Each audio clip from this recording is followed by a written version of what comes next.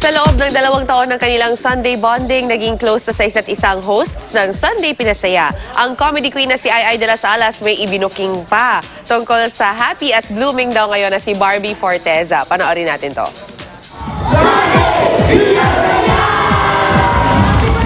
Halos 2 taon na ang nakalipas mula noong baguhin ng Sunday Pinasaya ang inyong Sunday afternoon habit. Napakadaming sorpresa at kaligayahan po sa aming month-long celebration ng Sunday Pinasaya. Kasabay nito ay ang halos 2 taon na rin pagsasama at pagkakaibigan ng mga hosts nito.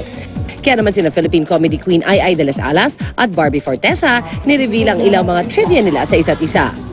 Ayon kay Barbie, alam niyo bang bukod sa trabaho ay napakadisiplinado rin ni Ai sa kanyang healthy lifestyle. Sobra niyang disiplinado sa pagkain.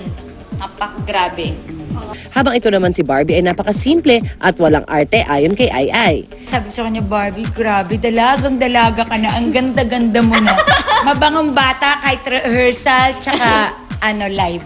Hindi naman nakakalimot na mag-uwi ng pasalubong mula sa kanyang mga bakasyon abroad si Ai. Alam mo, naalala kita pag nasa Korea ako may mga ganitong sapatos, ganyan-ganyan. Kasi ang dami niyang mga cute na sapatos. Bukod dyan, hindi rin nakakalimot si Ai na magsimba. O hindi po nakakamiss ng simba yan tuwing linggo. Kahit sobrang aga ng call time namin, inaagahan niya magsimba. Never siyang nakakamiss nun. Iba naman daw ang saya ni Barbie ngayon ayon kay Ai. Bakit kaya? Love life niya. Hindi mo siya makikitaan na malungkot siya. Yes! Yay!